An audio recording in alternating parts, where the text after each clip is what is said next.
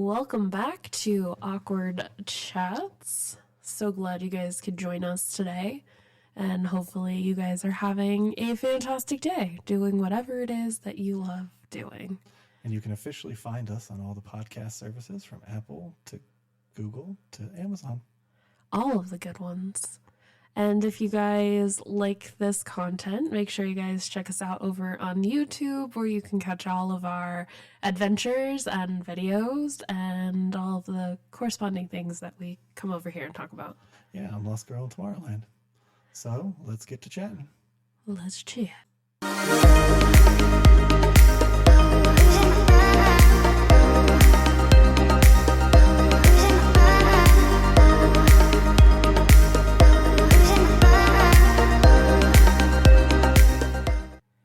All right, so we're talking about D23 and the 100th anniversary of Disney today. Yeah, I can't believe it's been 100 years. Or can I? I don't know. I mean, I haven't been around for all of it, obviously, and I've get to see the better parts of it and some of the worst parts of it. So when was the best part of it then? What years would you say were the best parts of Disney? And are you talking about theme parks or just Disney in general? I think Disney in general, but like if you think about like the mid to late 90s when there was like a revival in like Disney animation, I think those are like the golden era. Like you've got Pocahontas. What else came out at that time? Lilo and Stitch. What's another one that came out during that time? I mean, they were all really good. Mulan. Lion King. Lion King, yeah. Did you say Aladdin. Little Mermaid? 89 or something was Little Mermaid, right? 88, 89? 89 Yeah. was Little Mermaid. So, I mean, that's right on the cusp of that. Yeah.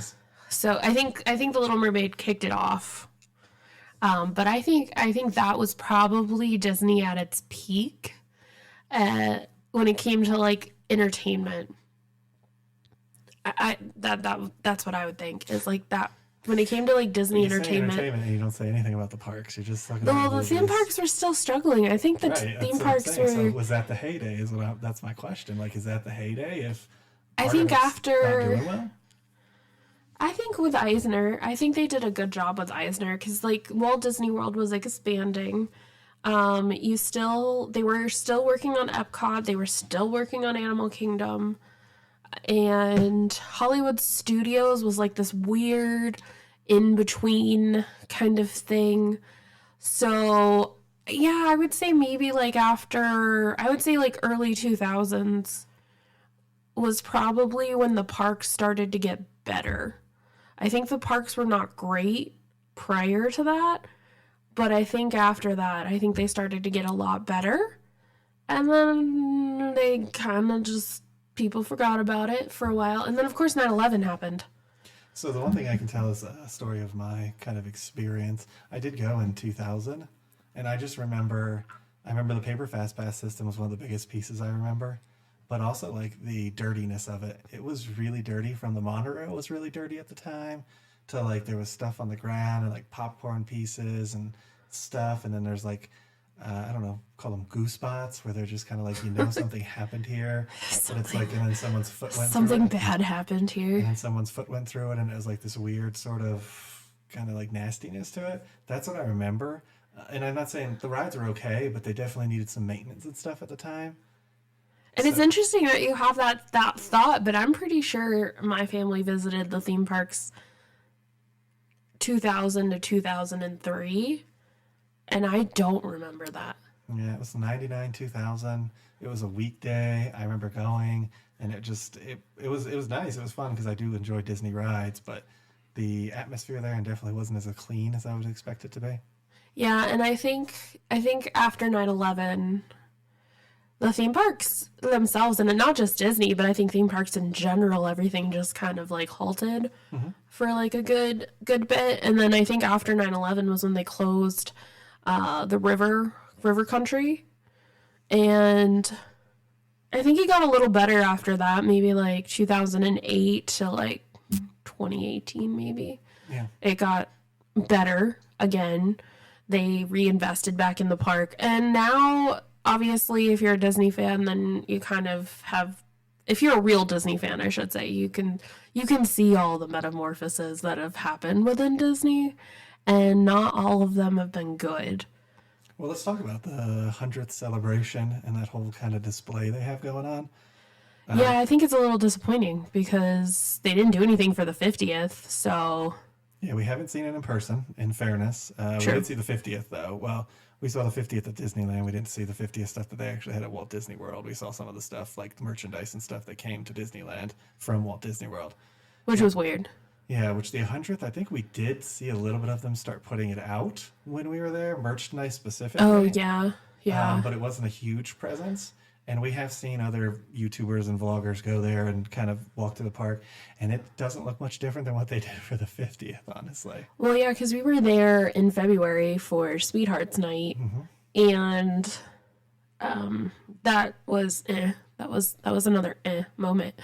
But I think they have really, since COVID, honestly, and I don't want to blame it all on Chapek, because I think things were in place before Chapek took office. And he's been gone for 6 months now, so you can't use it. That excuse kind of dries up after a while. So I think he was definitely the escape man for all of the things that Iger put in place.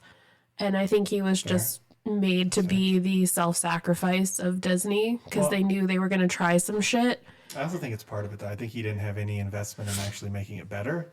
So he just kind of went along with what was going on, and it just kept getting worse and kept raising the prices like they always do. And lied about some numbers.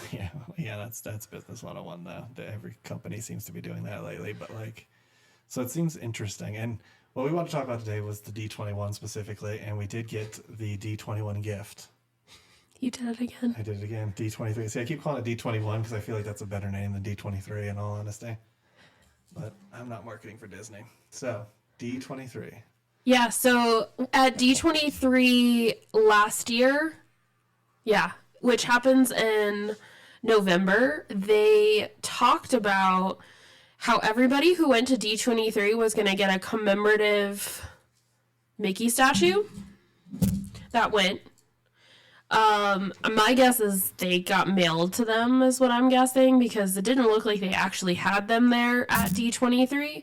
But they did make the announcement at D23 that all of the D23 memberships would get one of these. And ours renewed in January, and it's May, and we just got it. Yeah, we did get a letter in February, though, saying that it would be a few months before we got the actual item, because normally they send that all together. We normally get cool pins and stuff. This time it was just that, though, right? Yeah, we got no pins. Yeah, I was going to talk about that later. Let's talk about the statue first, then we'll talk about kind of what we got. So what do you think of the statue? I like it. I mean, the top part is plastic. I'm going to be honest with you guys. The top part is, plastic. And then the bottom's heavy for some reason. So to me, it feels like they're going to actually put some effort into this and actually do it, because the base is this very sturdy base like you would have on a metal statue. But then the top is, like Nacy said, it's like popcorn bucket. It's like a popcorn bucket, like a sipper. It's actually the exact copy of that popcorn bucket you got. I think it was for the 50th. That sipper that I bought, the Mickey sipper. That's actually 100th. It's 100th Mickey 100th? sipper. Okay, so the 100th Mickey sipper. Is that? Except for there is no tail.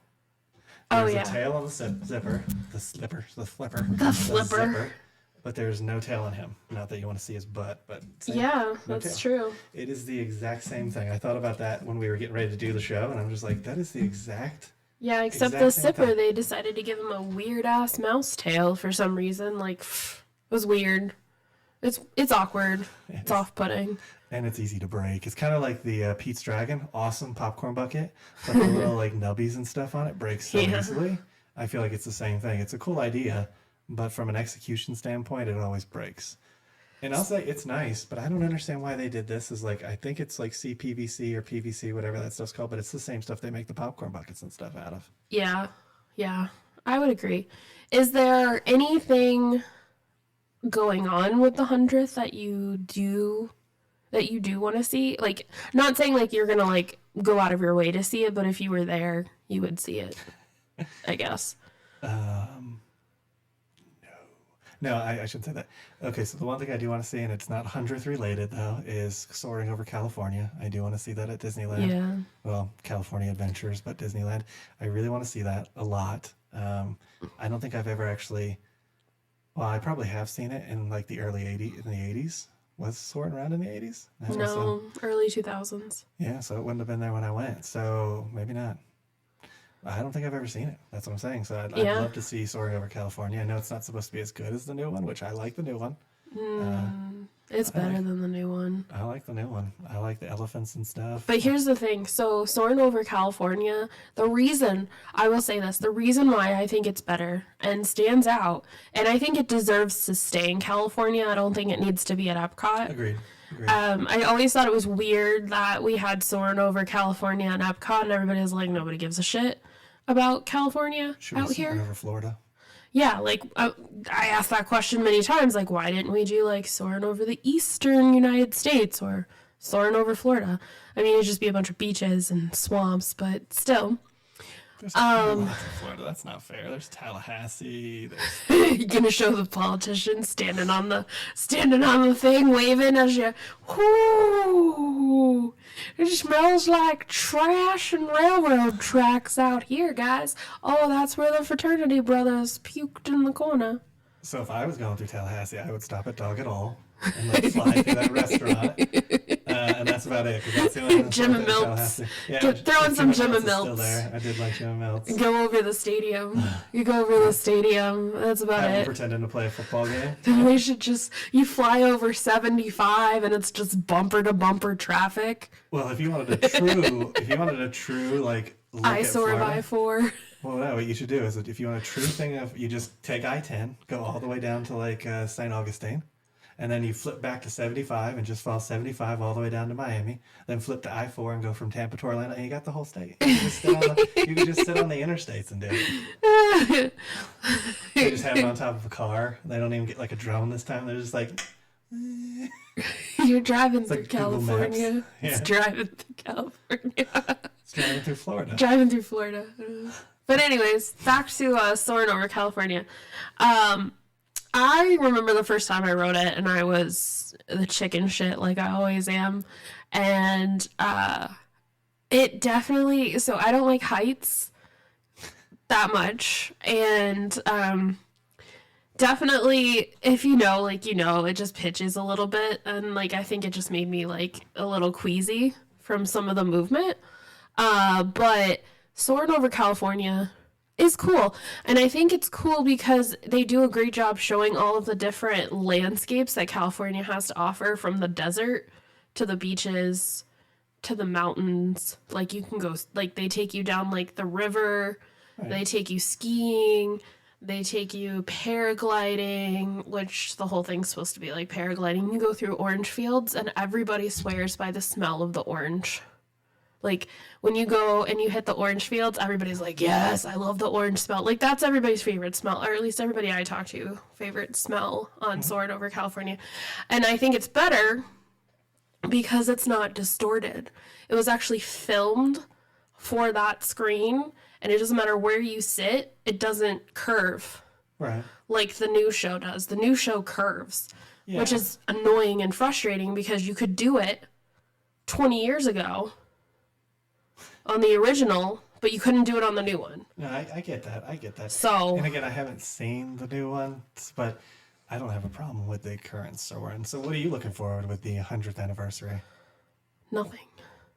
Nothing at all. Not really. It's fair. I don't know what you're supposed to look forward to. Like, I mean, Tron was supposed to already come out. That technically came out in the 100th, I believe. But that was just because it was so delayed. It was so delayed. What is supposed to They were working on that when we left Orlando. Right. What is supposed to come out for the 100th? Nothing. That's my thing. Merch. Like, There's merch. And I don't... Like, so we used to like lounge flies. Nacy did. I never really got into lounge flies, but Nacy liked lounge flies. Now they're just so cheaply made, and they always have like these extra pieces that hang off them, which for me would be useless because I run into things all the time. I look at them like a wrecking ball inside of a store or like a house. So it'd be just constantly like hitting walls and stuff and just decimating them. I just feel like the quality of a lot of the Disney merch has gone downhill. Like, I always said, like, oh, I can't wait till I can go back to Walt Disney World and buy like a Disney Coach bag. Now I'm kind of like, I don't know, do I really want that?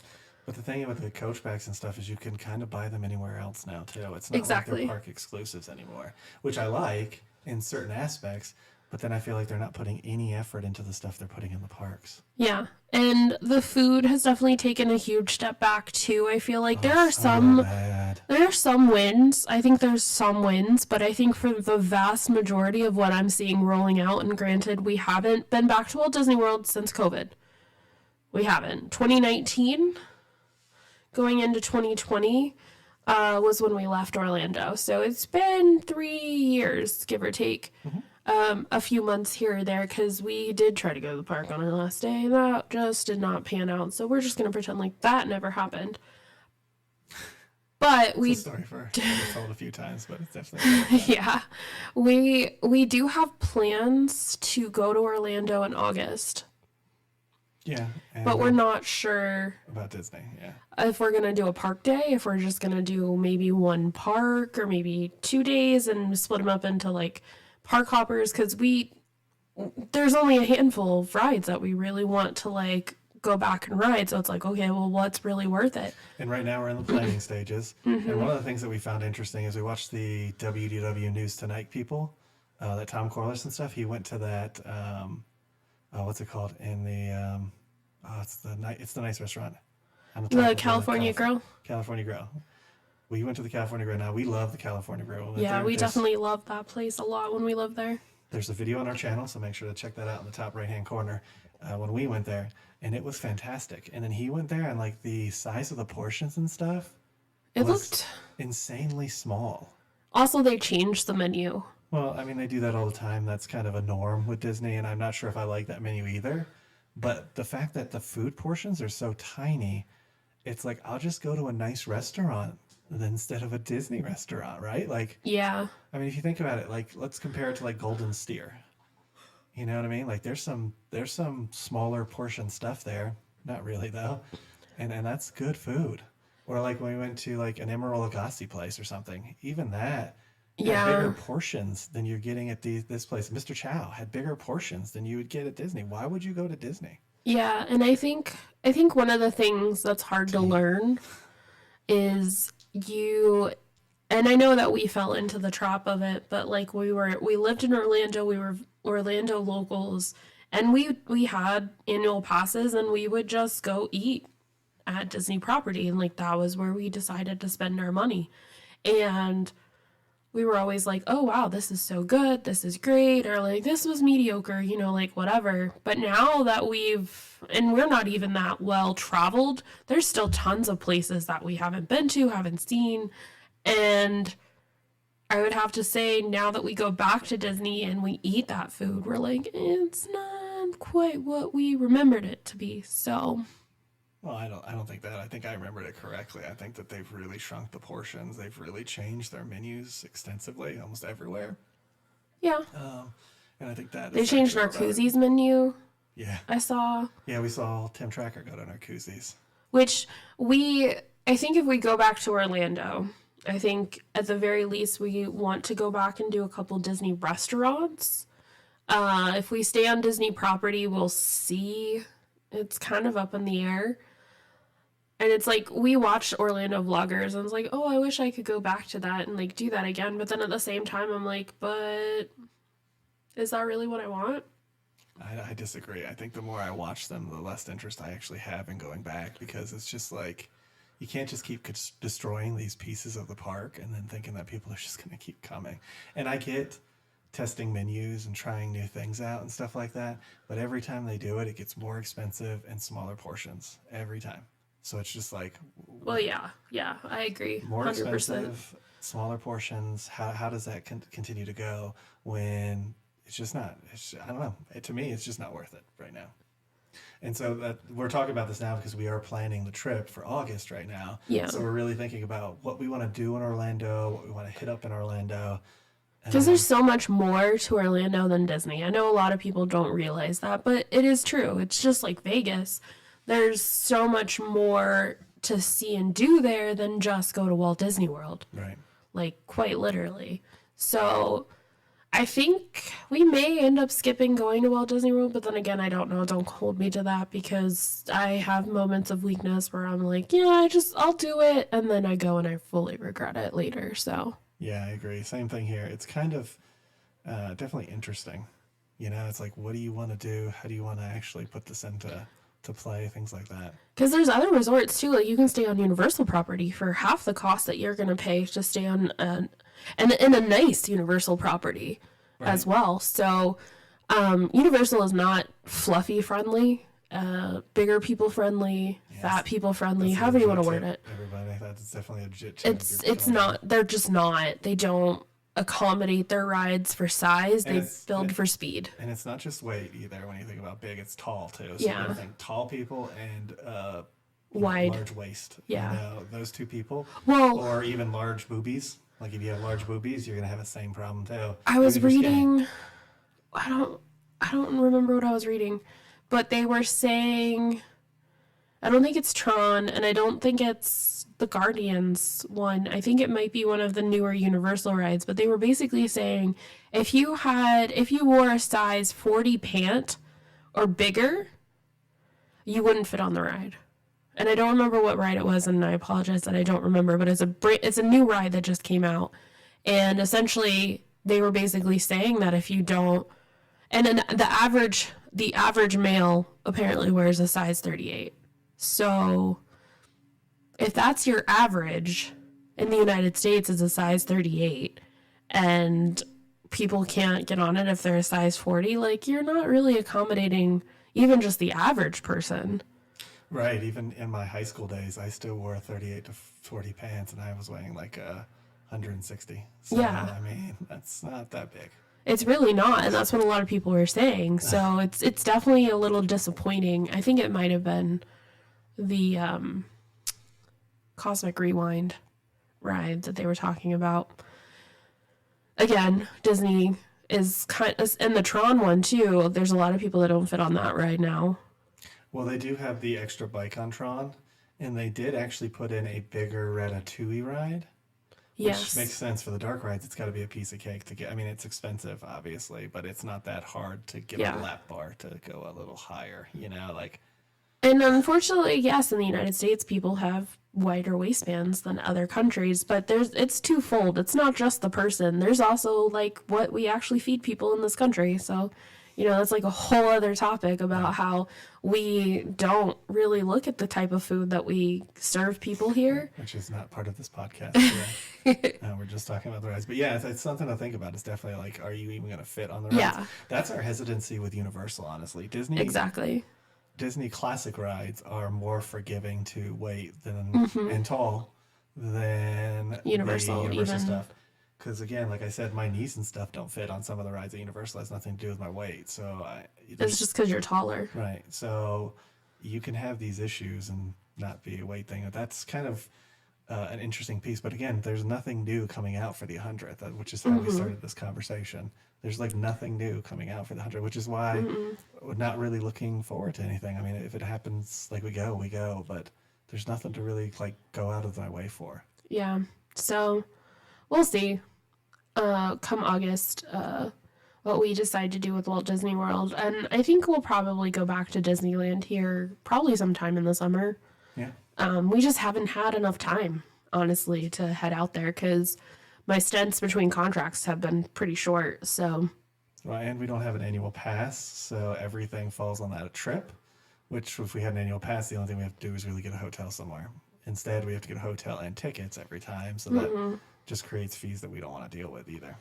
Yeah, and it's not a bad drive. It is a bit of a drive. Yeah. To get there from Vegas. So, and the road from here to California isn't the greatest. Well, we have a video of it in the upper right-hand corner if you want to watch a whole trip out there. It was actually backed up for hours last week. I saw some clips. I guess like a semi had like overturned, and it's 2-lane. So what if it goes down? It goes down, and like people were parked for hours. And there's nowhere to go and no things to turn off to. Yeah. Nothing. Yeah, so it's when you go out there, you roll the dice. You really do roll the dice because anything could happen. Right. It's definitely like a true Western world out there. Yeehaw. Speaking of Western worlds, we did go to a Las Vegas ball game. Oh, yeah. Yeah, we did. So what did you think of that experience? It was interesting. That's for sure. We went to go see the Las Vegas Aviators. And tickets are actually really cheap. They play at the Las Vegas ballpark, which is right across the street from Red Rock Hotel and Casino over in Summerlin, in case you're looking for like a reference of where it's at. And it's actually, I will say, the stadium itself is really nice. I would have to say, for what it is, it was actually nicer than I thought it was going to be. For a minor league ballpark? Yeah. I think the pool suite was really cool. And I definitely think some of like the all-you-can-eat suites might be interesting to check out for a future game. And the tickets are really cheap. Like you can get really cheap tickets, and I think if you're just looking for something fun to do, to just get out of your house and like not take anything seriously, then go see an Aviators game because nothing serious happens there. Yeah, the tickets range from like $50 right behind home plate to $10. Yeah. Literally $10. Now, there are Ticketmaster prices, of course, so there's Ticketmaster fees included in there that we're not actually talking about, but those are what the tickets average. And you can get anyone from like a $15 ticket that gives you unlimited like hot dogs and popcorn to $50 to sit behind home plate. So it is really affordable from a Vegas perspective. And like Nancy said, it's a fun experience. The team sucks. The team sucks. The team they were playing was the A's.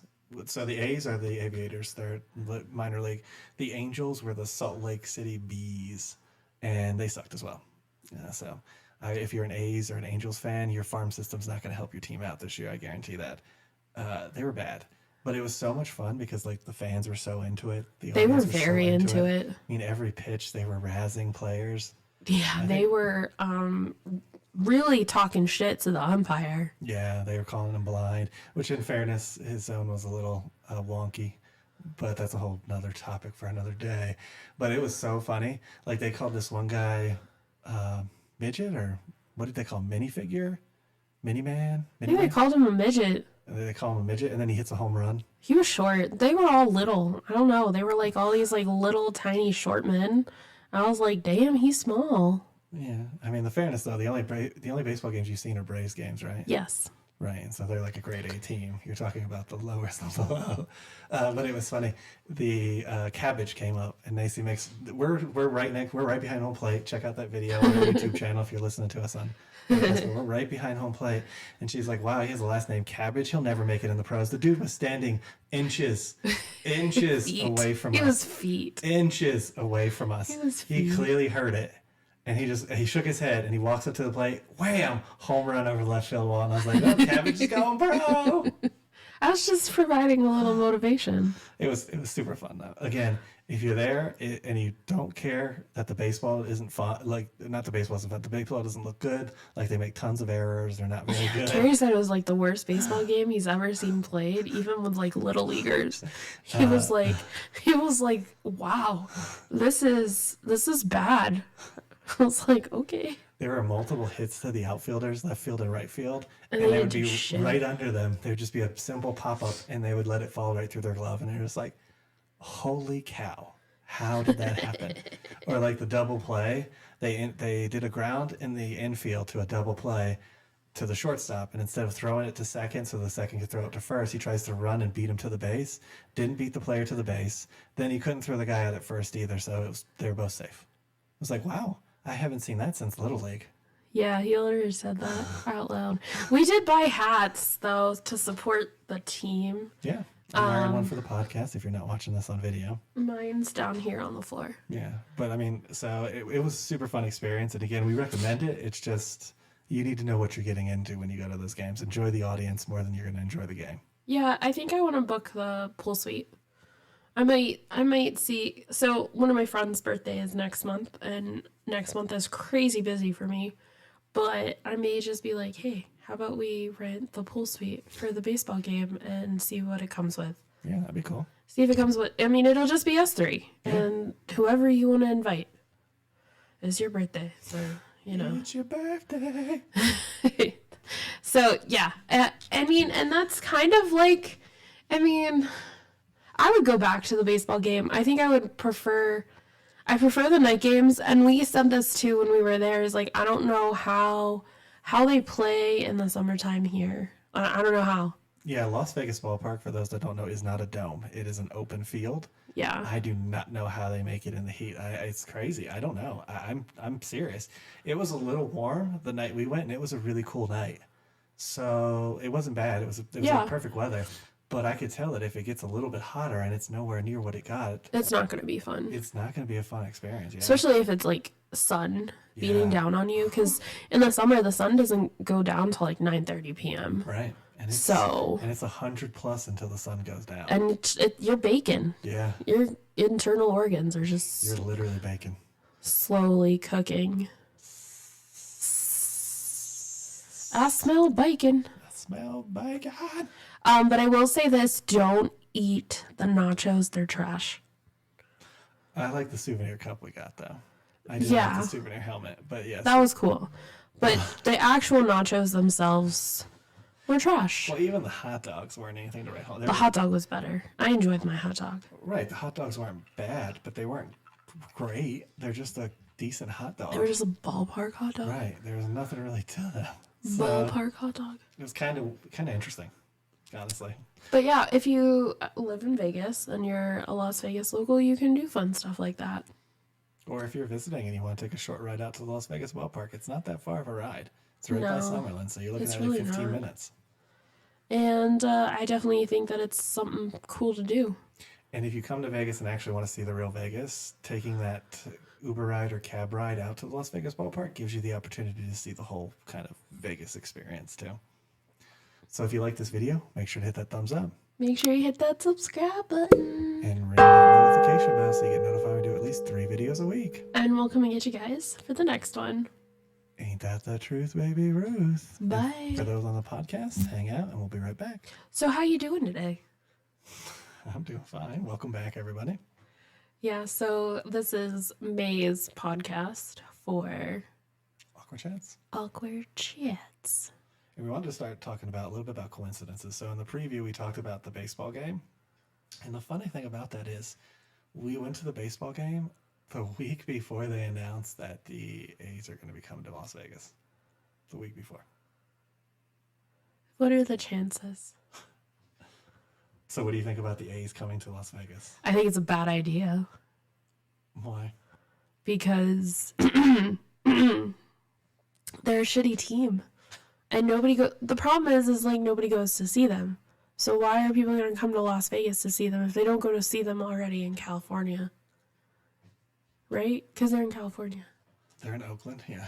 Yeah, well, Oakland's like the ghetto. We haven't technically been to Oakland, so I'm hesitant to say that, but my understanding is that is correct, yes.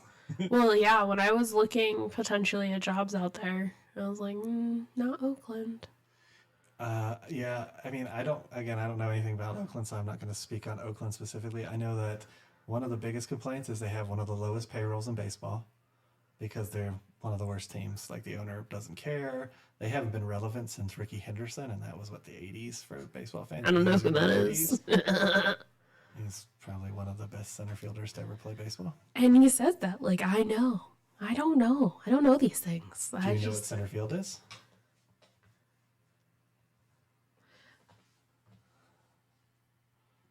You got your bases. Yeah. And then you got a guy that's kind of here. And then you got your outfielders. And that guy is your center fielder, right? The guy who's in the outfield, but the center. Yeah. So this is the right field. Yeah, you've got outfield, and then you've got this guy. He's center. Right. Yeah. So again, he's probably one of the best center fielders to ever play. Because those are the people that are going to, like, pick it up, like, pop it. And they're fast, yeah. Yeah. He's probably one of the fastest people to play baseball. Yeah, he has the most steals for Major League Baseball. Interesting. But he played for the A's. I think he eventually got traded to the Yankees. Again, I'm not a huge Henderson fan or anything, but that's when they were good, was when he played. And that was a very, very, very long time ago. Yeah. So I just don't see, I don't think it's a team that Vegas needs to invest in. But Las Vegas doesn't listen to me, and it sounds like they're already moving forward with it. So I think it's going to happen. Well, I mean, they're asking the city for like $500 either million or $1 billion, and the only thing that the city's giving is 230 of that or something. So they're not where the A's want them to be. So it might not go through. I mean, there's still. Hopefully not. The funny thing is, like, they're apparently Red Rock owns the land that they're going to buy for their new stadium, and it's apparently like right by the Strip, right down where the Allegiant Stadium is. And we've been there. If you go to our YouTube channel and check out our Imagine Dragons, we actually went to the Allegiant Stadium to check it out. But that's where they're going to supposedly put the stadium. Can you imagine how bad traffic's going to be at that point? I mean, I know they're not a good team, so that'll probably affect it some. That whole area sucks with traffic as it is. Like, that whole area currently sucks with traffic. And so you're adding an extra sort of variable there.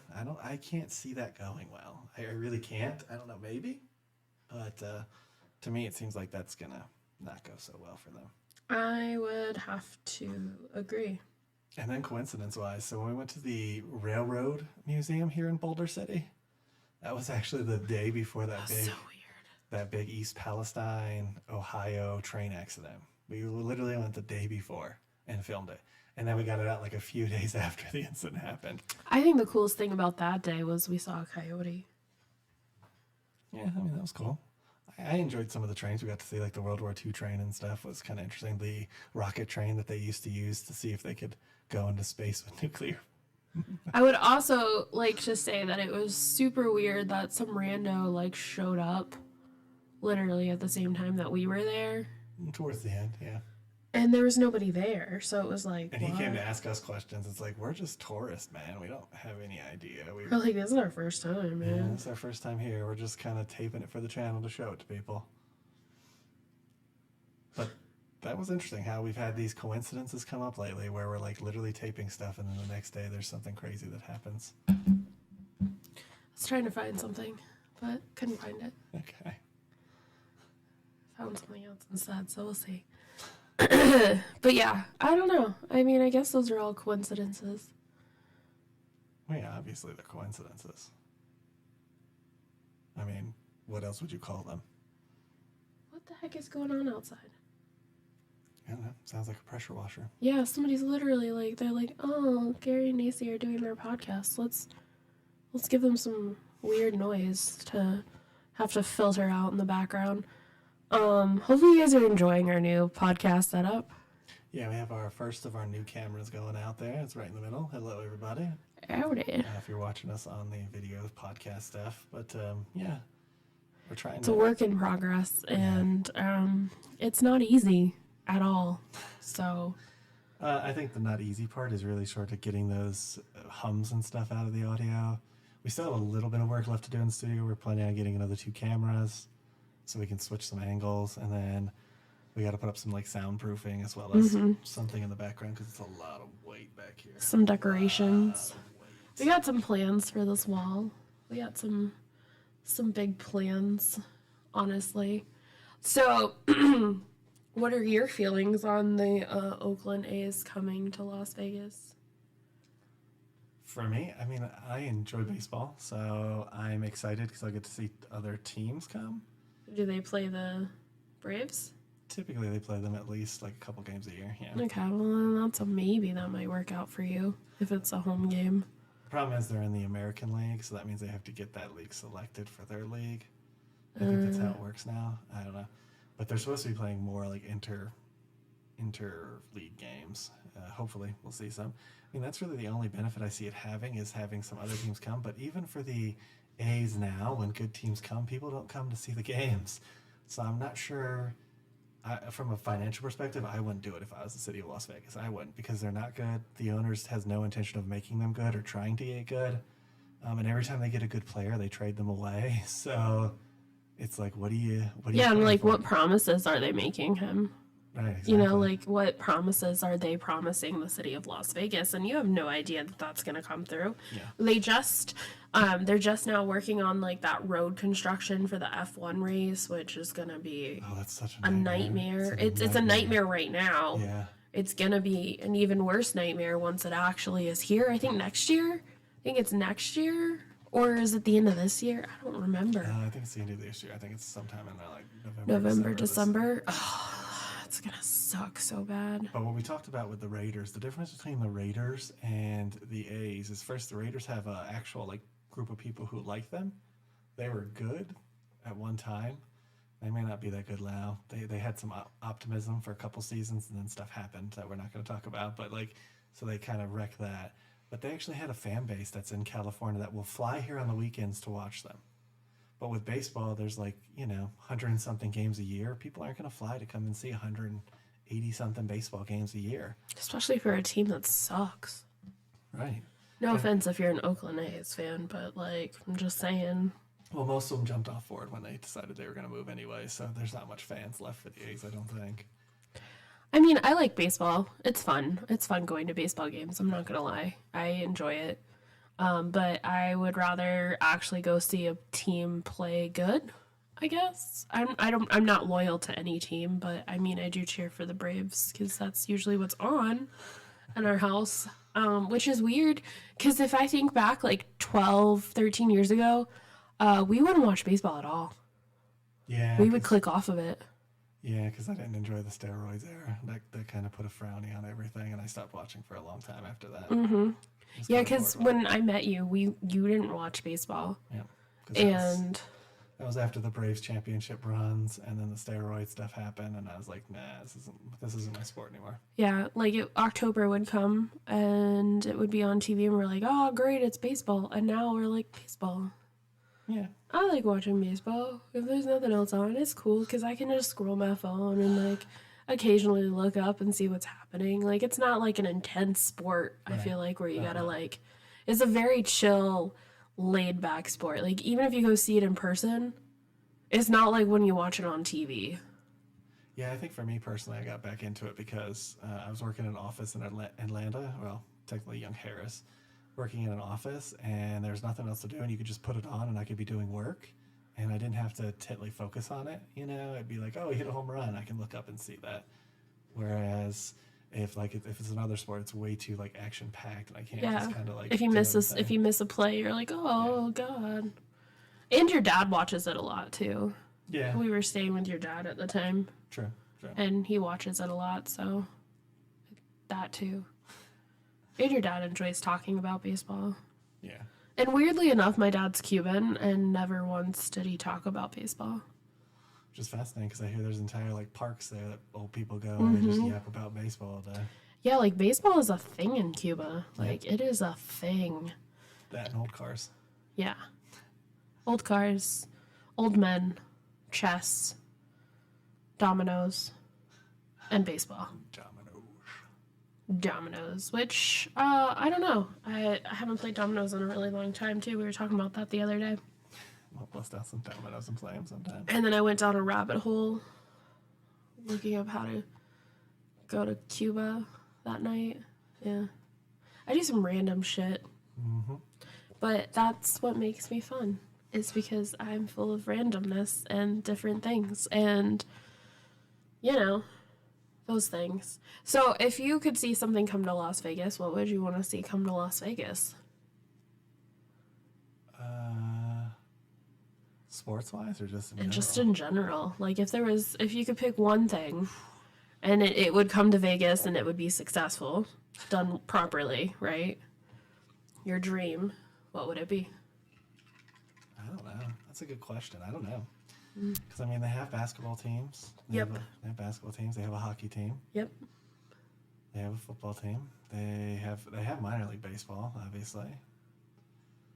I don't know. More shopping, more restaurants, more activities, more... See, this is where I kind of get... Like, I feel like, personally, that... Because for me, I'd like a little more activities, but I don't think that's Vegas. So it's hard to say that that's something that you'd like to do when it comes to this. It's like, that's not something Vegas-y. I think activities, stuff like the flyover. I think stuff like that would be cool to have, like more attractions like that. We have a couple roller coasters here, but obviously they need updating. Like they're old and they're rickety. Yeah, my thing would be, though, it'd have to be like a theme park, though. I don't just want one-off experiences where it's $30 to take a ride on Soarin'. You know what I mean? Like, I feel like they would probably open up something like Icon Park in Orlando, where it has like a bunch of different rides, but each ride is like $15 to $20 a piece. That doesn't interest me. Like, I'm talking about an actual like Theme place park. to do things. Yeah. Like a theme park-esque. But then again, I don't know if that works with what Vegas is trying to do, because No, people because just I come think here to that sit and gamble. I think that entices more families. Right. And granted, in the 90s, they were doing a whole like family campaign, which my family listened to and took us all to Vegas when I was a kid. And we did some cool stuff. Like, don't get me wrong. Like, we stayed at the Excalibur. I thought it was cool as shit because I was sleeping in a castle. And I was like, oh my god, I'm in a castle. And then, like, I went downstairs into the dungeon arcade. And, like, I loved it as a kid. And what was weird is when we got back, we went over to the Excalibur and we walked around. And I was like, this is nothing like the memories of my childhood. Like, crushed. Like, full-on crushed to see. Because as a kid, I think everything feels bigger, looks bigger. You think it's bigger. Mm-hmm. And we go, and I'm like, oh, what? This is... Wow. This looks almost exactly like the same color. It's probably the same carpet. It definitely looks like it's the same carpet it was when I went, when I was like, God, Alyssa. How old was Alyssa? I remember the last time we actually went there and walked through, and we were walking between all those hotels, and the Excalibur was one of them, right? Yeah. And so we went to the Excalibur, and there's like these walkways, and families are just like in the corner with a huge box of pizza, sitting in the crisscross floor, applesauce on the floor, and just like eating pizza. And it was like, really? Because there's no benches, there's no tables, and part of it, anti-homeless infrastructure, yeah. Yeah, I think that's part of it. Is one, and then two, I think when COVID happened, they just got rid of like all of the.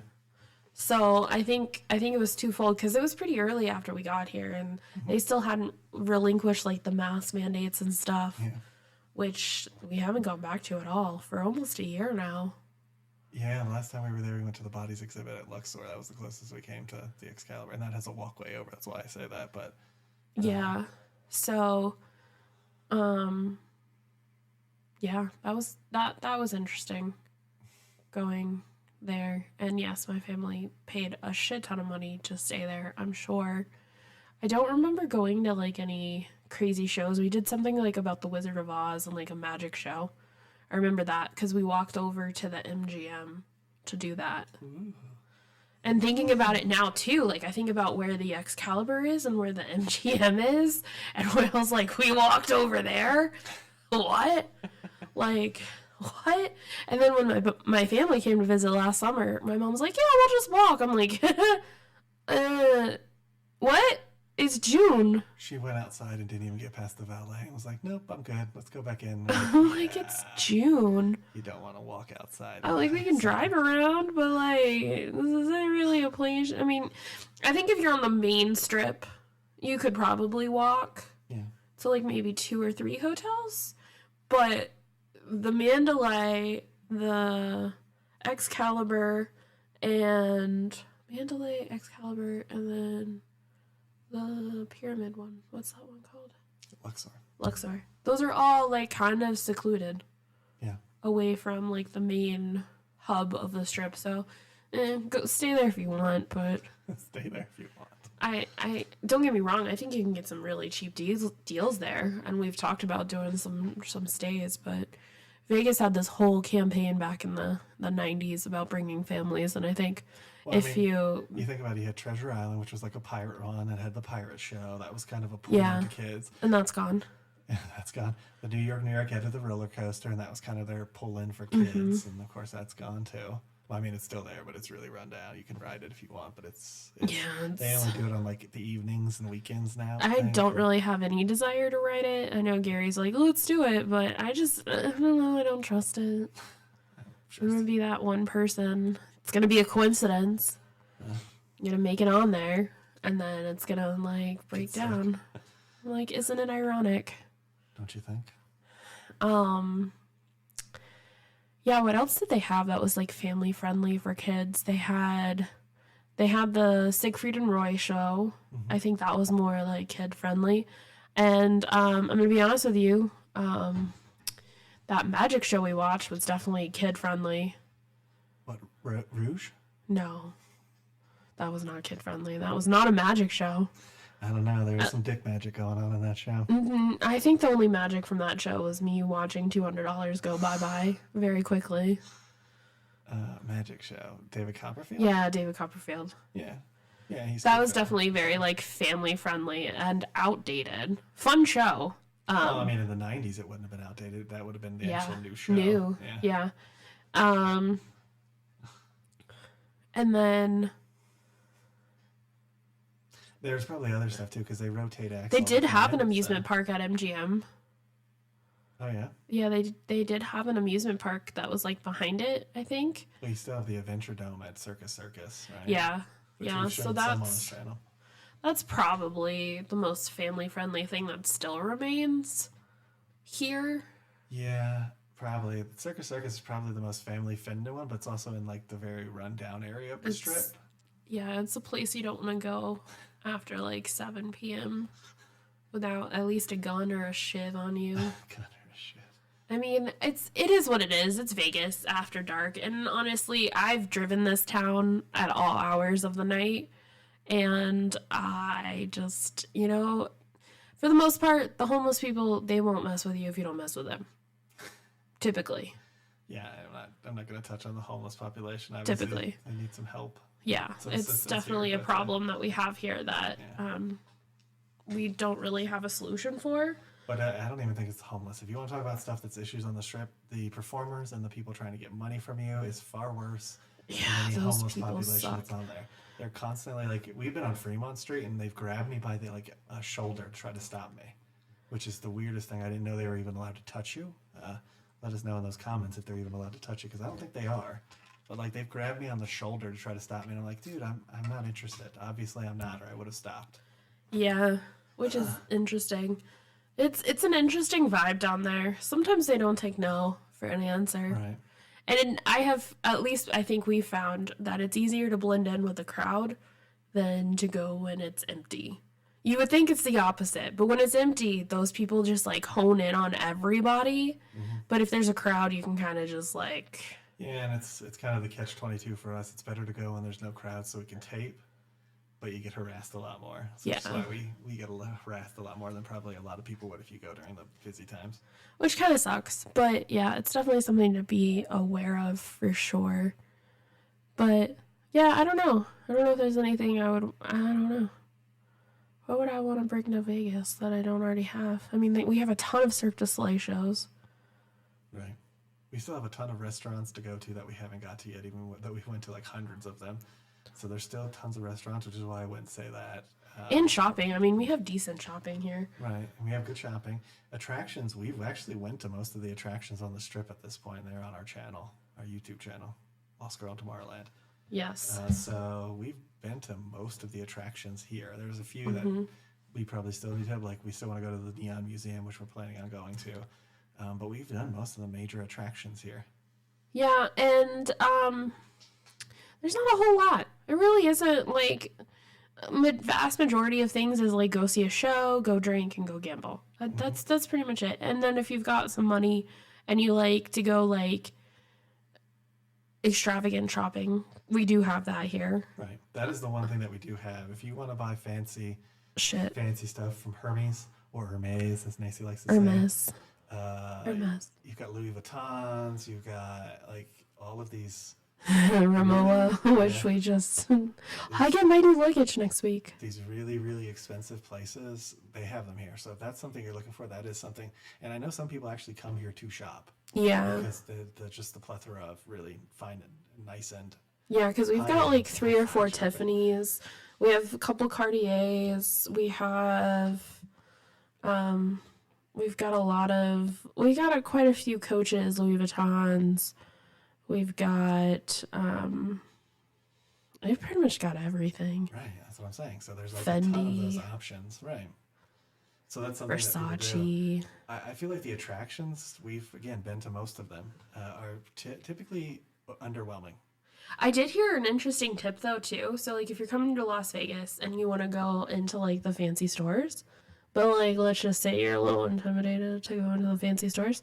I saw a TikTok, and the girl said, the way, she's like, I'm broke. She was like, I occasionally spend money on stuff, but I maybe spend, like, once every couple years. She's like, so I don't have a whole lot of money to spend. But I do like to go and look around. And she's like, if you're ever intimidated about going into one of those stores, just realize it's like going into an art studio. You're just going to look around, and you're going to observe some expensive art, and maybe you're interested in buying it while you're in there, but just go in there and pretend like you're going into like an art show or something. I'm like, that doesn't really help me. Right. I don't go into art shows. But I am getting better about walking into those stores. So I think, well, because sometimes they'll give you champagne, apparently. Apparently, like, some people are like, oh, yeah, like, I walk into Louis Vuitton. They offered us at the Tiffany place if we wanted champagne. What are you talking about?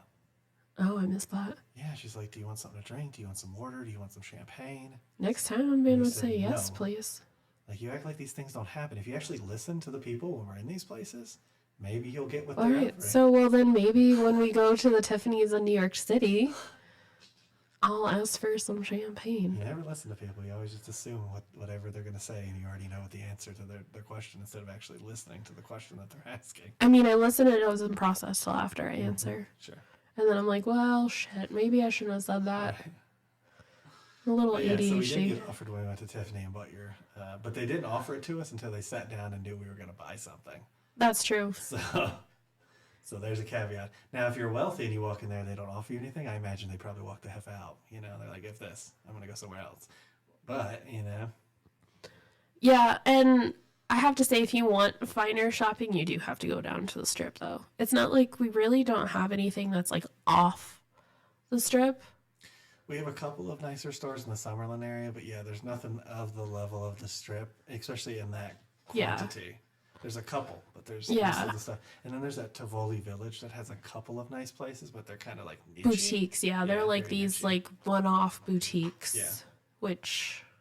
Again, we're talking about local Vegas here. So if you want to get off the Strip, definitely check out some of our videos talking about off the Strip stuff on the Lostgirlintomorrowland YouTube channel. But yeah, so these are some things to kind of get you into the real Vegas. Yeah. Real Vegas. It's interesting out here. It's definitely one of the most interesting places I think we've lived. Yeah, it's fun. I like it out here. I don't have any major complaints about it. What's the weirdest thing that's happened to you here so far? Weirdest thing? Going to that homeless shelter and applying there was a very weird experience for me. They had like guards with like weapons and stuff, but they were all really homeless people that they actually enlist from their homeless camp to do it. And just it was very weird. Cause sounds like a cult. It does sound like a cult. We were. I think I went alone actually. Was that the one that I went to with you, or was that a different place? I don't know. You might have went to it with me. Was it the one downtown? I had two interviews. I went one by myself, and then I went one with you. Okay. Yeah. And it was downtown. Yeah. And we stopped there, and I'm like waiting in the car, waiting for the interview time because I typically get to places a little bit early, and they're like knocking on my window. Hey, weren't you supposed to go for an interview? Yeah, but it's not till 9. I'm just waiting in my car till 9 to go in there. It's like 8:40. Oh, we need you to go in there now. Why? Thanks for telling me what to do, Bob. Yeah. What about you? What's the weirdest thing that's happened to you in Las Vegas? I went to get blood work, and this lady flipped out on the staff at the Quest Diagnostics and threw food at the door when she left. To be fair, this was like right around that weird COVID time. But you still had to wear masks in health care facilities. This actually wasn't that long ago. It was probably like 8 months ago. Yeah. And so they asked her to wear a mask, but she was like, I don't want to wear a mask. And then she was watching like documentaries on her laptop in the waiting room, like full blast, everybody to hear.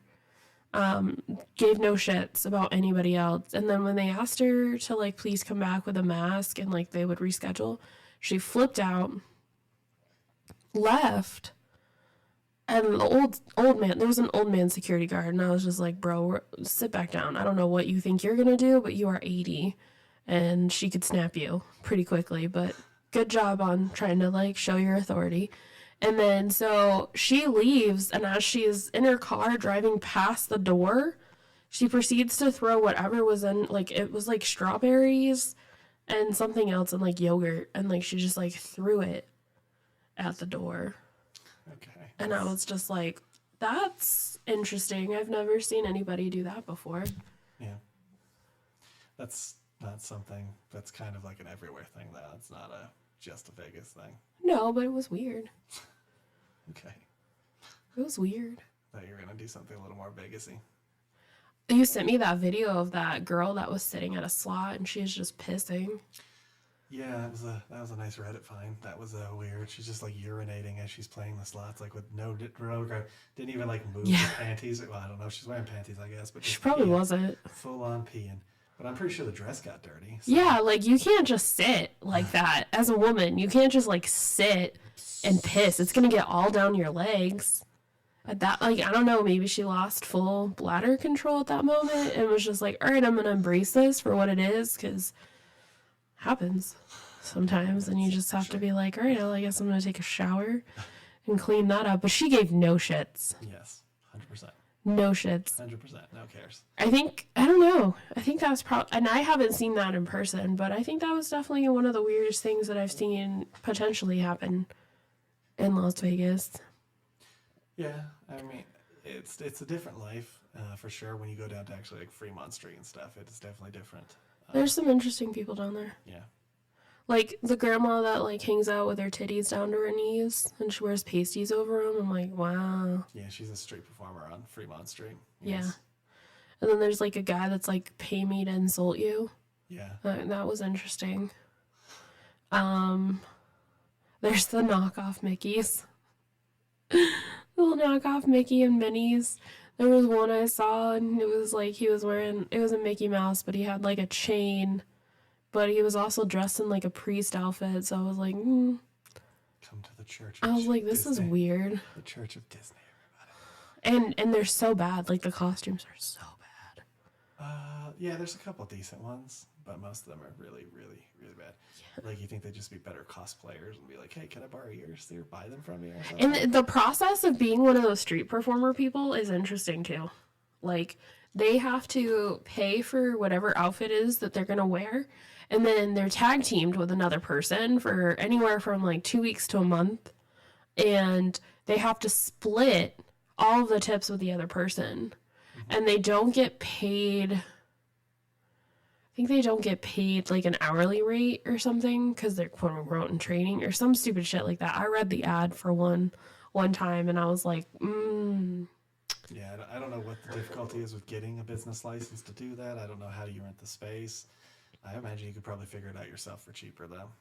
I just want to I should just like rent a circle down on Fremont Street and be like, give me $1. Give me $1, follow me on YouTube. Yeah. Give me $1, follow me on YouTube. You want a sticker? Give me $1, I'll give you a sticker. Give me $1, I'll give you a sticker package. Give me $1, I'll give you another sticker. Anyways, but yeah. So it is Cinco de Mayo today. Yeah, and my friend just texted me and was like, hey, are we going out tonight? I'm like, maybe. Yeah, that's cool. We did go to Bob Taylor's something Ranch House, which we'll talk about next month on the podcast probably, because we're going to talk about how to pick a good restaurant. But maybe that's why it wasn't that busy today, because it's Cinco de Mayo. I doubt that. Yeah, I doubt that was the reason. I mean, that's generous. That's a generous give there. I mean, I think all the people that were there, instead of going to an actual good restaurant, might just be racist. But like, it's Cinco de Mayo, I'm gonna go to the whitest thing I can find. Well, I don't know who Bob Taylor is, so I'm hesitant to say that. What if he's a black guy or something? I mean, the food was white. The food was white. It was bland steak with no seasoning. I don't know if that's white people food, though. You can't. I've heard it called that, but I also feel like it's old people food, just in general. I think it's white people food. Okay. Because, you know, you talk about how, like, you grew up in a household with, like, very little spice and seasoning. Yes, very. So, I mean, I think it's white people food. But, so as I was saying, it is Cinco de Mayo, which means that it's May the 4th be with you, May the 5th strike back or something. There's a whole month of Star Wars stuff. Fascinating. I thought it was just one day. No, it used to be. It used to just be May the 4th be with you, and then they'd have, like, Disney stuff about that and all this. Yeah, stuff. they would have a whole day freaking Hollywood Studios. And now that Disney owns Star Wars, they don't have less do it. stuff. How does that make any sense? They don't to do anybody? it. They're full of shit. And then go back to our preview for this one, and you can hear our conversation about the 100th, but it's kind of like the same stuff. They just don't do anything. Yeah. But there's like a whole calendar. Mark Hamill typically releases it at the beginning of the month, and there's like a bunch of different Star Wars-based May stuff. Interesting. I didn't know that. Yeah. I know some people who got married purposely on May the 4th. Oh, good for them. Did they do like lightsabers or something? They did probably? something at Hollywood Studios. I don't know what they did. Never seen a lightsaber. And I've seen millions of them. Yeah. But The lightsaber thing was fun. That was a fun experience. lightsaber building stuff at Disney's Hollywood Studios, or I think it's at just Disneyland. Galaxy's Edge. They've reduced that price. Did you know that? They actually brought the price down a little bit. I saw that. But only at one of the parks. They didn't do it at Walt Disney World. I think just Disneyland or vice versa. Yeah, I think you're right. One of the parks got it. The other Yeah. one did. Yeah. Yeah. And And it's then only on the custom ones. They didn't lower the prices, I think, on the non-custom ones. yeah, and it's yeah, so if you go into like what is it? The Doc Ondors and you buy those are The dinner same activities, price. Yeah. But if you do the build your own at I don't know what it's called. I just completely lost it. Those are supposed to be about probably what they were, give or take. Right. I don't know if you still get the case though. Last few times we've been there, we saw people walking around with plastic bags instead of the cases. So I don't think cases are a thing anymore. I think they want to charge you in the store. They're like, that's an upsell. So glad that we did ours when they were still giving those things away. I don't know if you get the pins now either. No one ever talks about the pins anymore. I think you do still. I think the pins are still a part of it. Makes sense. But I hope they are, because we still need 2 of them. I want to get another one of those gift cards. The middle gift I cards. know, they don't make the gold one anymore like we have. But I think they have the silvers. But anyway, so what is your favorite Star Wars memory or scene or whatever? What's your favorite Star Wars piece?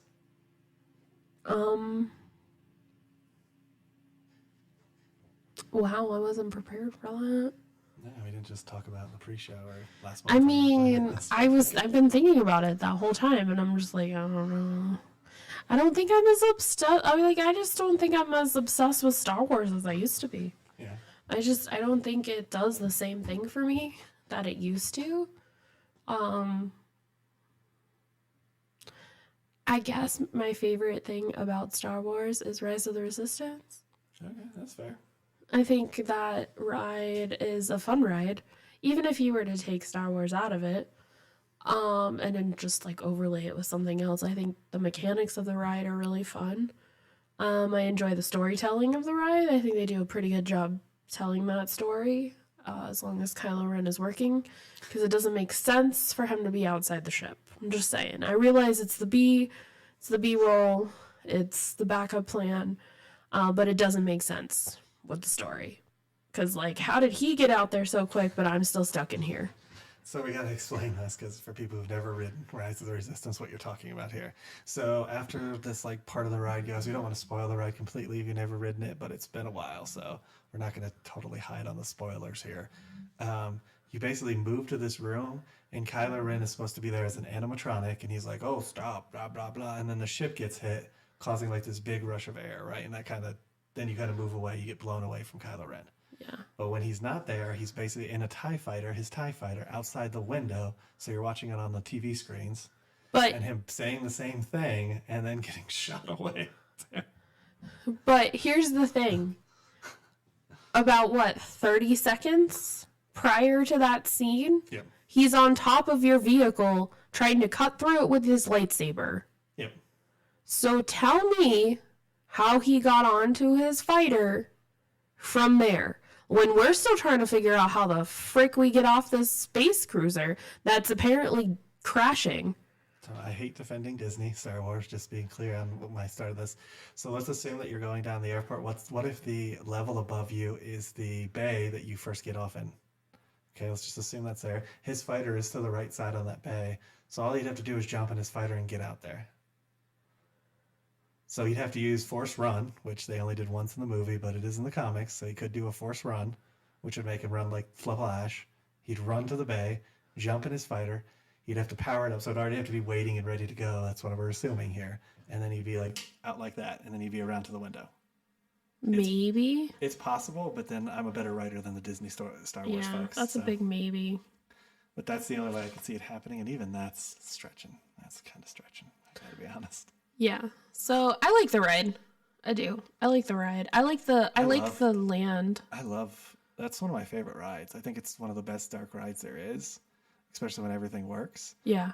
It's just disappointing how they do it there, especially with the new Lightning Lane and Genie Plus system and stuff. It's just not. It's a nightmare. It's not a good system, especially for DAS folks. It's not a good system anymore. No, it's really not, because if you have a DAS, so the DAS used to be something that's like comparable to the wait in the line. So if Rise of the Resistance has a 120-minute wait, your return time is going to be in 120 minutes. Yeah. If you're standing in the regular queue, that 120 minutes means that you're now at the ride at 120 minutes. Right. So prior to Lightning Lanes, the paid Fast Pass system, you would get a return time for that 120 minutes, and then you go into the Fast Pass lane, now the Lightning Lane, and you would be at the front of the ride in maybe 5 minutes, if that. They were typically walk-ons, but occasionally at Rise you'd have to wait behind a couple groups, but it wouldn't be that bad. And now that they've done the Lightning Lanes, you're waiting like an additional 15 to 30 minutes. Oh, I've heard some people wait like hours. Yeah. We've walked past the ride, and we don't visit that much Disneyland. We don't really do it that much anymore. But the couple times we've been there, we've walked past the ride a few times with the Lightning Lane wrapped out of the Lightning Lane thing. We've gotten into the line. Right. Where we were waiting and waiting and waiting, and then we're looking around and we're like, all these people paid for Lightning Lanes. Yeah, which is insane. Because it's not on Genie Plus, so it's not a free pass. Yeah. It's not a free one. You have to pay if you want to ride it. So there's no queue, there's nothing like that. So you either stand in the standby line or you pay for the Lightning Lane. And so people who were in that lane because they had a DAS, which was the vast majority of the people in that lane, all paid $20 a person to ride that ride. Yeah, it's crazy. And people are... And you times that by a family of 5. Yeah, that's $100. You just spent $100 to ride one ride for 20 minutes, maybe? On top of your $100 ticket to get in. Yeah. Yeah. It's so broken. Like that's, you know what they should do for the 100th? They should bring back the original Fast Pass system. Agreed. Be like, oh... We're rolling it back for retro. Yeah, we're going to celebrate the old days and then just silently never bring it back. And just let it go. Just never bring it back. Nobody will ask questions about it. Like Mary Poppins' ride in Epcot, just let it go. And people nobody's ever supposed to happen. Yeah, nobody's gonna question it. Nobody's gonna be like, oh my God, where'd those damn Lightning Lanes go?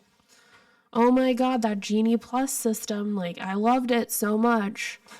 Because, sent me from one side of I really got my steps in with that Genie Plus app. Like, so anyways, back to the Star Wars moment. So that's your favorite recent Star Wars moment? Yeah. What's yours? I don't know. There hasn't been a lot lately either. How do you not know? You came up with this question. No, I have an answer. I'm starting out the way I planned on starting out. Thank you, though. You're welcome. So I would say that Rise is definitely up there for sure. When it comes to theme parks, that's probably the best thing they did. But the last thing I really enjoyed was the later seasons of Rebels. Oh, yeah. I did like Rebels. Rebels was fun. Yeah, so I think that was probably the last thing that I really enjoyed that Star Wars did. Because everything else has been just either mediocre or bad. Really, really, really, really, really bad. Like the movies were really, really, really bad. The movies, yeah. Yeah. Yeah, I liked Rogue One. Yeah, it's true. Rogue One wasn't a bad movie. But, yeah, Rogue One wasn't a bad movie. It was just kind of... so there was a whole, like, in Legends series, there was actually, like, a guy, he was, like, he was kind of like a James Bond-esque character that actually stole the plans for the Death Star in a video game. So it kind of deleted that story, which I really enjoyed because I played that video game as a kid. But yeah, it was not a bad movie. Yeah, I liked Rogue One. I don't know. Star Wars has just been bad. Let's all agree on The that. Mandalorian is kind of lost me this The last season. Mandalorian started out as basically the Boba Fett movie that they transitioned to somebody else. And then after the first season, it was just kind of like everything that happens doesn't matter. Yeah. Within like 3 more episodes. So just give it 2 episodes and everything that happened in that It'll episode. just be a hard reset. Yeah, it's gone. Because at the end of this 3rd season, the Darksaber doesn't matter. Grogu might not even come back. They're talking about the Mandalorian isn't even Din Djarin anymore. Whatever. Din Djarin or Din Djarin or Din Djarin. Indentured? Yeah, he does kind of sound indentured, doesn't he? They're saying that the Bo-Katan may be the Mandalorian moving forward. I mean, so it's just like that show, literally after 2 episodes, you're just like, well, everything that happened before that doesn't matter. That's ridiculous. That's absolutely ridiculous. And that's assuming it gets renewed, because it hasn't been renewed yet for a 4th season. And they're talking about having a Mando movie in like 8 years.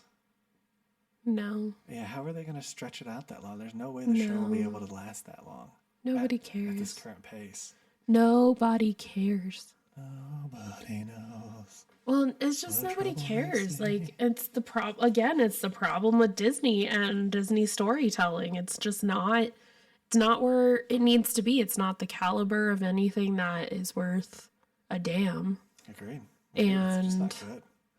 I'm pretty sure their last couple of movies have all flopped in the movie theaters. Yes. And they've gone like directly to Disney Plus, and nobody cares. Well, and my fear is too, like they're going to actually do another Star Wars movie, which is a horrible decision because you need to just erase the 3 sequel ones. You have to erase those. But They probably will. no, they won't. They've already announced that they're going to do another Rey movie. But in the Rey movie, they're going to have expected you to watch all the Disney Plus shows, which I'm pretty much done with. You know, the 2nd season of Visions came out or whatever that was, the cartoon ones. Haven't even watched it. Don't even care. Like, I don't even care if I watch it. I don't think it's going to be good. So I'm not going to waste the 2 hours or whatever to watch the show. And that's the same thing that happened with Marvel. So now you've got all these movies that are dependent on TV shows that no one's watching. Yeah. And then the movies are obviously going to fail. It's not how it works. Like, you can't keep putting out garbage and being like, consume it anyways. Well, and movie theaters suck too. Let's talk about that. I mean, we were going to go to the movies this week, and It's a me, Mario. and the theater that was close to where we were didn't have recliners. So I was like, nope, I'm not paying for that experience. Didn't have recliners, and it was $30+ for 2 tickets. Yeah. Like, what are we getting for our $30? Nothing. I can just go home and stream it on something. Literally can go home, stream it on our projector, and have just as big of a screen as we would in the movie theater with no kids, unlimited alcohol, and all the popcorn I want. Yeah, the only thing we're missing at home is the audio system right now, but, you know, that's something we can always improve on later. But yeah, you're right. We have the picture quality and stuff here. Yeah. So, and honestly, it looks better sometimes because in the theater, sometimes it's washed out. They haven't changed the projector bulb in forever. So you could run into that situation where you pay a bunch of money to go and you can barely see it because it's bright. Yeah. Yeah. No, I get that. But I think that hurts Disney Star Wars too, though. That really does. It's a whole thing. And I think Regal, is it Regal or yeah, I think it's Regal that's closing like 50% of its theaters like nationwide. Yeah. I'm not surprised. But they go hand in hand. Hollywood has to produce quality movies that want people to go see them, and theaters have to deliver on giving people that quality. Movie theaters were a big deal back in the day because you couldn't get that quality at home. Right. And you also have Disney owning like 80% of the movie share at this point too, which is really hurting the movies. Which, as well. didn't I hear that they were going to give back shares of Hulu? I could have sworn I read something that said that Disney was thinking about selling off its Hulu shares. Yeah, they say that a lot. Until they actually do it, I don't really talk about it too much because they talk about. I mean, they're so in the hole. Oh, right. They're so in the hole. Well, they were talking about selling the Hulu shares to buy back Spider-Man and Hulk. But the thing is, Spider-Man No Way Home dominated the box office, so there's no way Sony's going to sell that now. Yeah. Because they have a recipe for money. So there's no way they get Spider-Man back. Had they done it before that, they might have been able to buy him. But now I couldn't see Sony giving him up. Now, the Incredible Hulk, they've done nothing with. So I don't know why he costs so much anymore, but you know, whatever. But that's what they were talking about selling the Hulu shares for. And then it was because they weren't making profit, which everyone knows is a lie. If you just take less money, CEO, you would have profit. Yeah, Massive, it's such a massive weird, profit. it's just such a weird temperature in this country where you have people that are literally siphoning off money from people complaining they don't have profits, but they're just like, well, I need another 10 million. Yeah, and I just did a $4 trillion buyback, but hey, we didn't make any money last quarter, like, yeah. It's just, it's the temperature of what this country is right now. And again, it sucks. It's twofold. And it's like, what comes first? The cart or the horse, the chicken or the egg? Like, something needs to give and something needs to happen. Yeah. Because we're just all at like this weird standstill, holding our breath. And meanwhile, they're just closing Bed Bath and Beyonds, taking away sheets that I love. Yes, that is a recent closure. They're apparently going to be closed down. I think at this point, if you're listening to the podcast and you still have a gift card or anything, they no longer are valid. So you've lost all that money. Yeah. All of it's just gone. It's gone. And they did a huge buyback this winter. So in December, they did a huge buyback. It was like $4 to $10 million of a buyback. And then they act like they didn't make any money. It's like, well, why didn't you just keep that $10 million and you would have made $10 million? Like, Well, yeah, and so they were also saying too that they weren't going to honor any coupons. Like, you had to like the end of this week to use any coupons. Coupons. But there's nothing there anymore. Last time we went to Bed Bath & Beyond, there was literally nothing in the store but like trinkets you'd buy at like a roadside stand. I went like 2 or 3 months ago, obviously not knowing any of this was on the horizon. Right. I went to go see if I could find pillows because they used to have like a really good selection of pillows. And bedding, yeah. And I was like, well, I'll just pick up some sheets while I'm here. I couldn't find pillows, couldn't find the sheets, couldn't find anything. Weirdly enough, they had like this whole section that basically had generic shampoo and conditioner that you could buy at any Walmart. I'm like, what? Why? Yeah, it's like they're rebranding to something that was of no value to anybody. It's like they're purposely running these places into It was the ground. weird. Well, it was really weird. It's them purposely running these places to the ground. How is that a business? Like you said, who's going to go there for generic shampoo? And everybody goes there for like wedding registries and stuff. Right. So like, where are people going to go now for wedding registries? Right. And that's where they made their money. The high-end, like robot vacuums, nice knives. That's funny. Nice knives. Sheets, pillows, those type of things. Yeah, you could get your china like engraved. Yeah. There. Right. They had like a whole silver engraving. They had useless shit that nobody needs. A lot of it was useless gadgets. Like, you could find just about any kitchen gadget. Oh yeah, and that you wanted. As seen on TV stuff too. Occasionally they had like one of those like kiosk.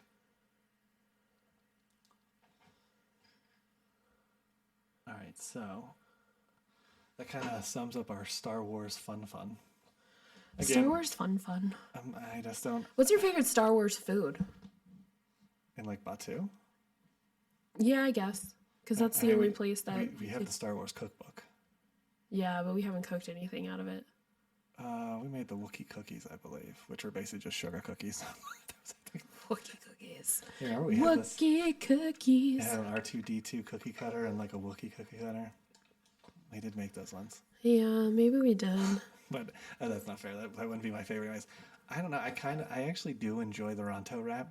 I do too. So I would say that I really do enjoy that. It's not worth the price, but it's kind of good. It's like a pita with a sausage on it, and then some like coleslaw topping. And like sliced meat. They like put ham. Sliced meat. Yeah, like a sliced ham, right? I think it might be turkey, but I don't know. It's some sliced some meat. ham or turkey. I would agree. It's one of those.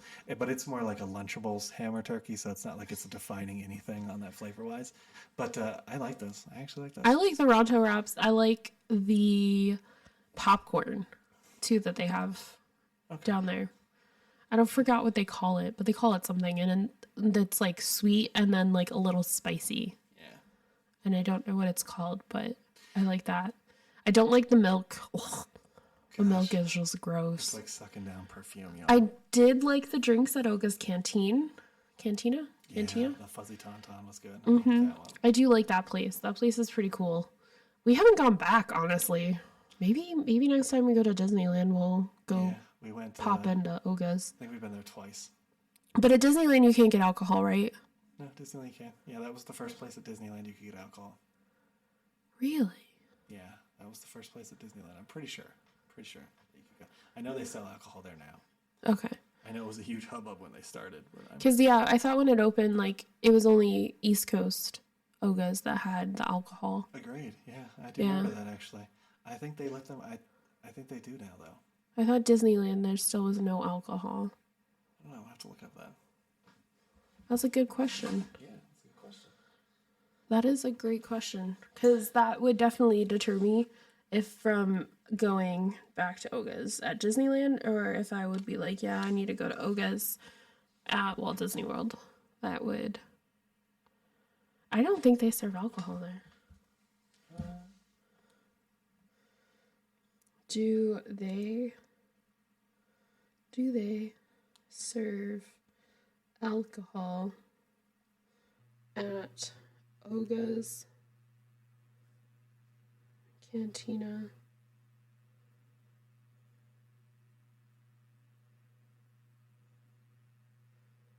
Disneyland. Maybe they don't, actually.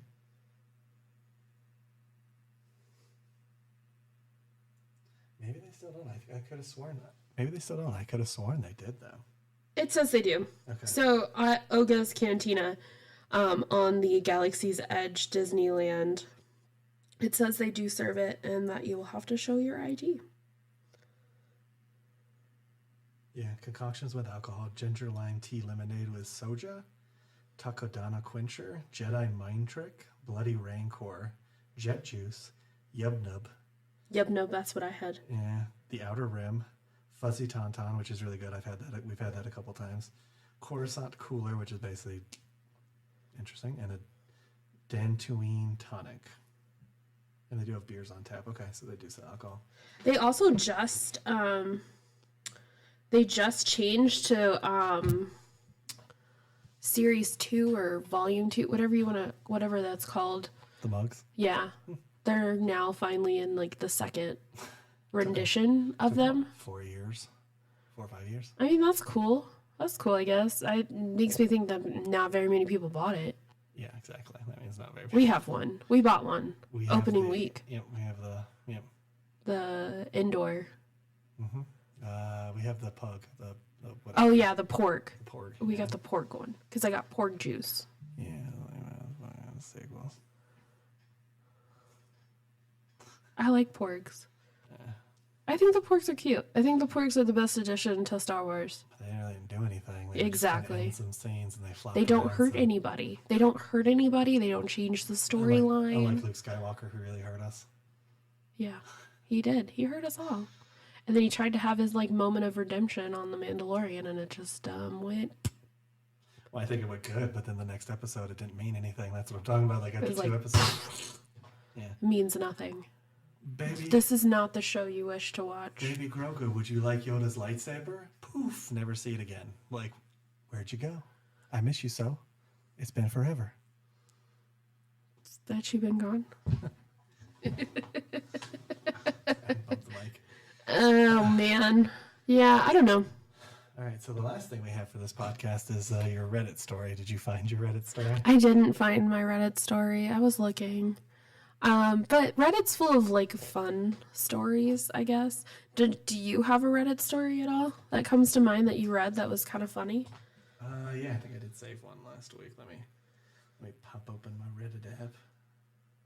I mean, here's one on Reddit Sex. It says, how soon after having sex do you wash your dick? Can tell you there's a lot of people that don't wash it at all. How long after sex do you wash your penis? Yeah. I don't know the answer to that. What's the okay, right so answer? it says, and there is no wrong answer, I guess. I think there's a wrong answer. If it starts to smell bad, you don't need to wash it. If your dick is stuck together, you may need medical help. It's a way to get smegma when you're circumcised. Is that what you're saying? Ew, you could get those crusties though. You can get those like crusty, dried. Can't say I've ever had that issue. I guess I wash it. I've seen the dry crusties on your tip of your penis. Mm-hmm. They get kind of like crunchy, a little flaky, and you just like peel them off. I think it's only when we use a certain kind of lube. Okay. Anyways, So this girl, she said, Go. This girl said. why is your... Guys, it's who you are. You always have to have an answer to everything. Go. What are you reading? Okay. It says, after sex, my boyfriend washes his dick right away. So when I informed him that some men don't, he was shocked. I mean, immediately when I say within a minute. Please be honest. I'm just interested about what is usual. Maybe he just wants to be clean. So did he use a condom? Because if you have a condom, I like to wash mine pretty quickly afterwards because the smell of a condom is... I hate the smell of condoms. They are not... Latex, specifically latex condoms, I do not like the smell. And it like hangs around all day.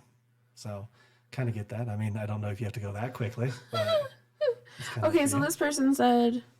I'm guessing they must have replied back further down, but they said, I will add that through our 40-year relationship, there were many times after a quickie that it just gets put away wet. Never a problem. Interesting. I've never heard anybody say that before. I have a ton. Covers off under the fan, let it air dry while you bask in contentment. This is the way. I heard someone say that people need to stop saying this is the way. The show already read that line for everybody. Going back to our Star Wars conversation. I don't know. What do you guys think out there? You should let us know in those comments what you think is the appropriate time. Okay, so this person said, even better, we used to have our bed next to a window AC unit. I had the brilliant idea one day to prop a piece of cardboard along the top to aim the cool air down to our bed and bring the covers up alongside to make it a fridge tent. What does that have to do with your dick being washed after sex? Guessing the breeze cools it quicker? I don't know, but yeah, you're right. It's kind of reaching. He basically had something he wanted to tell people about, and he needed to find a topic where he could just insert that into it, and it was close enough for him. And he's like, I'm going to tell everybody about this story. You should be used to that. You always have these stories you try to interject in weird places, like, oh, I wanted to tell somebody about this. So they're talking about how nice their car doors are, and you're like, oh, everybody's man, like, this is the way, this is the way, this is the way, this is the way. Again, I don't know. I don't know if it's a one-night stand. I don't know if they're dating like long-term. Like, there's a lot of stuff that you don't even know in that story. She doesn't really say. Right. I just feel like that's a Reddit point story. Like, they're just trying to get Reddit points. Some red cred. Red cred. Right? I mean, I don't know. You didn't tell me anything. Is it normal? No, nobody really chimed in with anything useful, which is, sometimes I think what happens. All right, let's see if I can find another one. All right, so let's do mine since you asked and then you started giving yours, as usual. Is that why you? No, that's not why, huh? I told you why, huh? Yeah, it's not me all the time, guys. So this is in the Today I Effed Up, right? So TIFU. It's TIFU by vomiting all over his dick in his car. And it says not safe for work, obviously. Oh, I read this one. So this happened about 2 hours ago. I, a female 19, was blowing her male 20, and I said that it couldn't go deeper, and he kept pushing my head, so I vomited all over his dick as he came. I was watching Beef, Netflix, when he messaged me on Snap asking if I could fuck. Honestly, I wasn't really in the mood, but I thought seeing him might make me feel better since I've been depressed ever since I lost our baby. The story just gets darker. I didn't realize this part. I kind of skimmed it last time, just so you know. I didn't realize it was this dark. I kind of feel better now about the situation. Right, they just lost a baby. What does that have to do with the story? I kind of feel better now about the situation for some reason. I've been laughing manically ever since I got home, but I had to walk back because he didn't want to drive me home. Douche. But luckily, I knew the way back. Why wouldn't you? Don't you live there? What are you talking about? Luckily, you knew the way back. Never let somebody take you somewhere to have sex and not know how to get out of there. That is a legit tip right there. Continuing. I couldn't find my pants, and for a second there, I thought he was going to throw me out of the car bare naked. So you were blowing him naked? Like, who gets naked for car blows? This story doesn't sound real. It does. The more I read it, I'm like, I don't know. We'll talk about that in a second. Anyways, let me finish it. All I ate today was 2 slices of apple cake and OG Pringles. What is OG? Just no flavor? Yeah, I think it's like original. I weirdly don't feel embarrassed about the situation, like my brain doesn't want to accept that it happened. The way he was holding my head back was kind of aggressive. It was hard for me to say stop, but I managed to utter no, I can't go further, like I was already making the pre-vomit gurgles, but it was too late. We've never dated, only friends with benefits, but he put a baby in you? Wow. Yeah, that doesn't sound right. We met for nothing. We met for nothing. We didn't even Sounds have like somebody sex. used Chat GPT to create a Today I Fucked Up post. My God, yes. I am sorry, folks. I didn't know it was this bad. I just read that Tawal didn't read. I need to read them out next time. That's He's my, just as bad about reading them as I am about listening to people. that's my lazy show prep, y'all. That was my lazy show prep. So we met for nothing. We didn't even have sex since I forgot the condoms, but he managed to finger me, but a little blood came out. So I'm guessing they tried to have sex in the car, and then he fingered her, and blood came out. That doesn't sound. That sounds weird. I was supposed to, let me just skip that whole paragraph because she just rambles on about not having the kid and for some odd reason she was bleeding when he was fingering her. Did he trim his fingernails? Ew. I was supposed to sleep at his place, so I had extra shirts. He was pissed after it happened. There was some on his phone. He was so disgusted, and I'm starting to feel embarrassed and sorry as I write this. Such a shame. He'll never want to see me again. LOL. That's so weird. Too long didn't read. I vomited over a guy's dick in his car as he came after going too deep. As he came, and she spelled came wrong. It doesn't sound like fun. Okay, so first off, so you don't think it's legit. Let's start with that. You don't think it's a legit story? No, I don't. I think it was written by Chat GPT. I don't know if it's written by ChatGPT, but the more you read it, the less real it becomes. Gotta be honest. But let's say if a dude forces you to vomit in his car, why would you feel bad about that to begin with? I mean, it wasn't like you're deep I feel throating bad all the time when I puke on things. I don't get it. I don't understand. If the dude's shoving your head down and you vomit, I don't understand the problem. Like, it was a two-part player, you know, like you're both playing that So game. like he was expecting it. Like if you're the guy and you're pushing down on the girl's head, are you like accepting the fact that she might vomit? Yeah. You're just why like, wouldn't you be? Okay. Like, if you're shoving it down, why wouldn't you be if it happens? It sounds like they're a little young, though. Like, they're like 19, 20. I feel like people in their 20s don't really understand that side of sex yet. Oh, maybe. They could definitely be new at it. Somehow you got pregnant, lost a baby at 19, and are only friends with benefits and stuff. And got thrown outside your... Yeah, it doesn't... But let's just assume it's real. Let's just assume the vomiting situation is real and just kind of focus on that, because the rest of it does kind of get ridiculous once you start actually thinking about it. Like, they're all just pieces of a story that weren't necessary for the story. Exactly.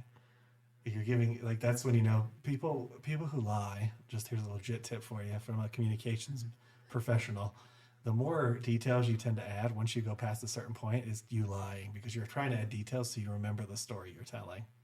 When I lie and I tell extremely like details, it's mostly because I want them to think it's real. Right. So I think of details that I would say. Right. So, but I say that if it's the truth or not. I give people shitty details that they don't need to know, and they're just like, "You could have stopped like 10 minutes ago." Yeah, that's what most people do. So it's kind of interesting to see how it devolved into that. But at the same time, I just don't understand why that would bother you. Like, oh no, you puked. Well, what did you do? It happens. Like, especially if the dude shoving your... Right, of course it smells. But especially if the dude was shoving your head down, how do you feel bad? There's nothing you could have done. You know what I mean? Like, it's like getting pinned against the wall and getting face fucked and being like, oh my gosh, I puked. Yeah, that's kind of not your fault. You weren't really in control of that situation, right? You kind of gave control to the other person, and that other person went a little bit too hard. Yeah. I mean, I don't know. I think it's still awkward. Right, it's because definitely you're awkward. I mean, not. you just It was vomited on somebody. yeah. It's obviously awkward. Maybe that's what she means by feeling bad. She feels awkward. Sometimes people have a hard time like articulating how they really feel. Again, like you said, they're young. Assuming that the ages are real in the story, then that could maybe be understandable. Yeah, they're just awkward. But I don't understand cutting off the relationship or kicking somebody out of your car for it. I think that's a little bit of an overstep, especially if you shove the head down. I don't get it. Like, how could you physically shove the head down, have them puke, and then be upset that it happened? Like, you're the one that shoved their head down. Right? Yeah. No, I would agree with that. I don't think she fucked up at all. Loud too. It's, I guess, an easy mistake. So yeah, that's the Reddit stories that I got for this week, and I'll do better next month. I'll do better. You guys deserve better. But just some closing thoughts, maybe some housekeeping notes. So if you guys are new listening to this podcast and you made it this far, congratulations. You win nothing other than a good time with us. So thank you for sticking around and listening. That. But yeah, so if you guys have made it this far, then congratulations, you made it to the end. But if you don't already know, we do have a YouTube channel where we post 3 times a week, so you guys can check out all of our content there. We do have random socials. We do have Instagram and Facebook, which are sporadic. They're kind of more in the moment of like when we're doing stuff, not maybe necessarily every day. And we did launch our website, which has our blog. So random as in posting, not random as in name. They're all Lost Girl in Tomorrowland, and we're on everything from Facebook to Twitter to TikTok to pretty much everything. So if you guys want to keep up with everything that we're doing, you can check us out on all of our socials. And if you guys have any topics you'd like us to talk about, you can always leave us a comment in the comments, and we'd be happy to check them out and see if it's something that we can throw on the show, because we're always looking for awkward things to talk about on here. And so we put out this podcast once a month right now. So we'll see y'all next month. Yeah, come June. Yeah. And June's a busy month, so so we'll see y'all in June. Hope you guys had a fun time hanging out with us, and I hope you guys have a good rest of your day. Yeah, I hope you enjoyed getting awkward. Bye, everybody. Bye.